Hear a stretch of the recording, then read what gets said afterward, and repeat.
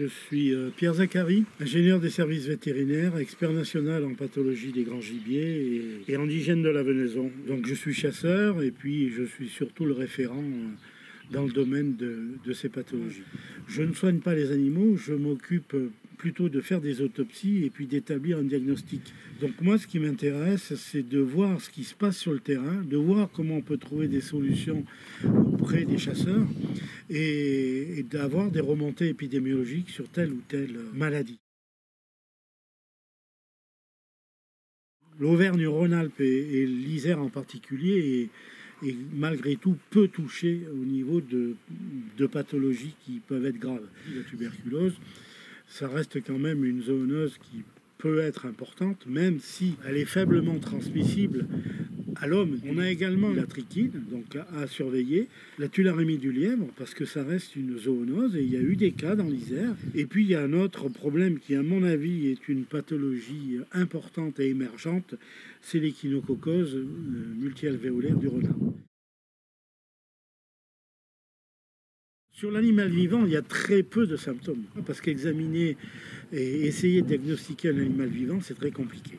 En ce qui concerne la tuberculose, il n'y a aucun symptôme. La trichine, sur le sanglier, là encore une fois, vivant, supporte très bien la maladie. L'échinococose, c'est exactement la même chose. Les renards meurent rarement, ils supportent parfois difficilement leur infestation de ténia. Là, en début de tularemie, il n'y a pas de lésion. C'est pas évident de déterminer qu'il s'agit de telle ou telle maladie.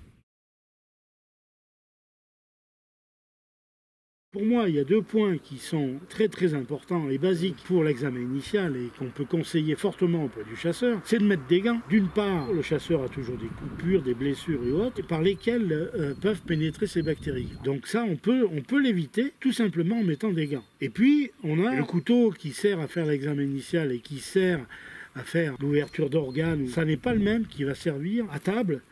Inévitablement, on doit avoir deux couteaux et ça, j'insiste beaucoup là-dessus.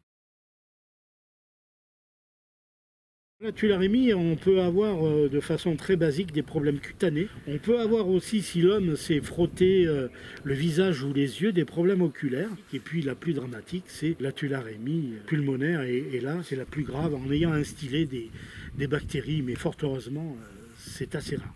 Alors en ce qui concerne la trichine, ce sont des symptômes digestifs, des problèmes articulaires. Il se passe à peu près entre 8 et 15 jours maximum. Alors, si la maladie est prise suffisamment tôt, il y a des traitements antiparasitaires, mais il faut agir vite. Des animaux qui peuvent transmettre certaines maladies aux chiens, bien entendu, on a tout ce qui est ténia. Il y a des traitements antiparasitaires qui sont très efficaces. Il y a une maladie qui devient, à mon sens, dramatique, c'est la maladie d'Ojeski. La maladie est très présente dans les populations de sangliers. La seule chose que l'on puisse conseiller aux possesseurs de chiens ou de meutes, c'est de faire cuire cette viande de sanglier. On appelle la maladie d'Ojeski la pseudorage. L'issue est toujours fatale. L'animal meurt dans des souffrances abominables dans les 48 heures. Donc c'est une maladie dramatique.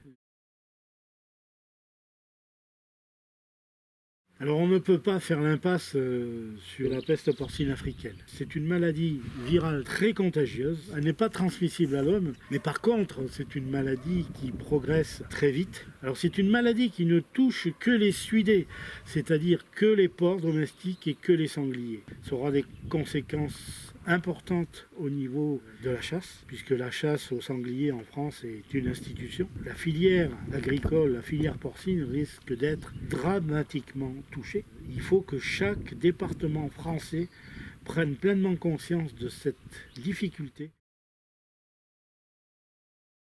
Quand on a une explosion, on a des phénomènes de pathologie. La seule chose que le chasseur puisse faire, c'est de réduire fortement les populations de sangliers. Il y aura une formation à la biosécurité, expliquer comment on pourra éliminer ces sangliers, qu'en faire. Mais là, je ne vois pas autre chose que de réduire les populations de sangliers.